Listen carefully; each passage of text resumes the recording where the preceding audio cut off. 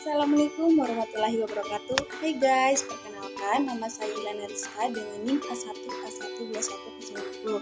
Saya merupakan mahasiswa dari jurusan Pendidikan Ekonomi Universitas Salo Oleo Kendari. Baik, pada kesempatan hari ini saya akan membawa materi atau akan membahas materi mengenai pendidikan karakter bagi generasi Z. Baik teman-teman, simak video berikut ini sampai selesai ya. Pendidikan karakter bagi bangsa Indonesia. Apa itu pendidikan karakter?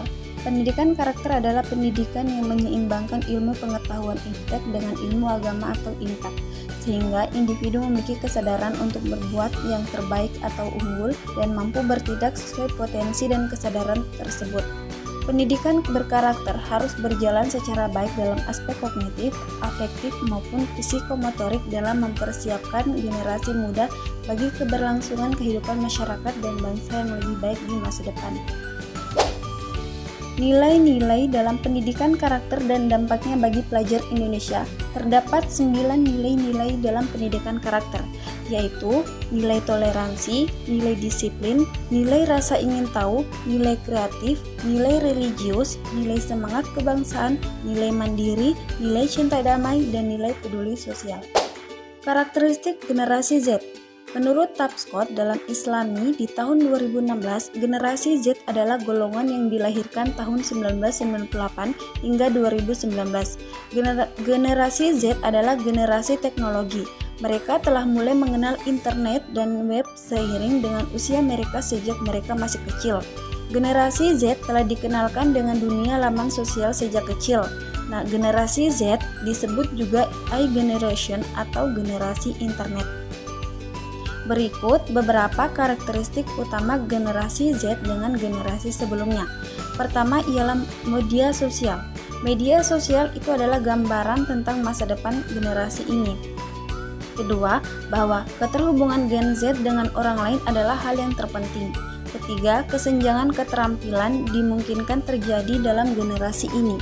Keempat, kemudahan Gen Z menjelajah dan terkoneksi dengan banyak orang di berbagai tempat secara virtual melalui koneksi internet, sehingga menyebabkan pengalaman mereka menjelajah secara geografis menjadi terbatas.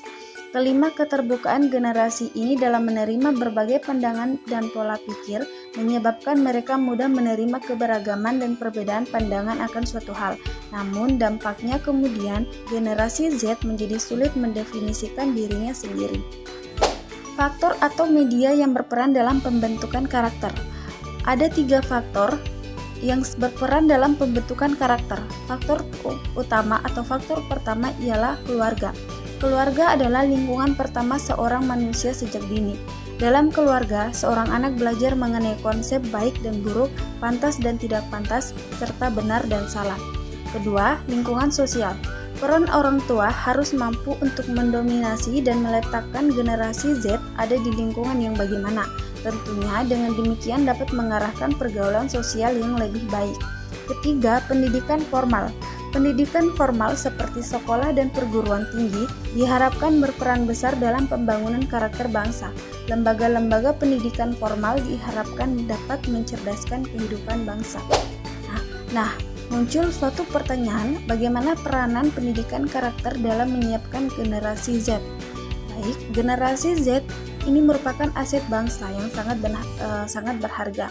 Kemajuan suatu bangsa itu bergantung pada generasi yang akan melanjutkannya, di mana untuk mencapai suatu tujuan pembangunan nasional itu dapat tercapai bila didukung oleh seluruh komponen bangsa, termasuk dari generasi pemuda atau generasi penerus bangsa sendiri. Pemuda mempunyai peranan penting dalam menentukan masa depan bangsa. Oleh karena itu, dalam bidang pendidikan, terutama pada pendidikan karakter, itu mempunyai peranan penting dalam menciptakan generasi cerdas. Untuk menciptakan generasi yang cerdas ini diperlukan keseimbangan 2 faktor, yaitu faktor internal dan faktor eksternal. Faktor internal itu bersumber pada diri anak itu sendiri, dari kemauan dan kemampuan untuk mengembangkan dirinya sendiri. Sedangkan faktor eksternal atau faktor luar itu adalah orang tua, itu adalah misalnya seperti orang tua, sekolah, dan lingkungan sosialnya. Nah, kedua faktor ini harus seiring sejalan dalam setiap kehidupan anak bangsa. Itu saja teman-teman semuanya yang bisa saya sampaikan dan saya jelaskan dalam video ini. Semoga video ini bermanfaat dan semoga bisa menjadi menambah ilmu wawasan kita semua. Dan terima kasih, mohon maaf bila ada kesalahan kata. Teman-teman semuanya jangan lupa like, share, and subscribe ya. Dadah, assalamualaikum warahmatullahi wabarakatuh.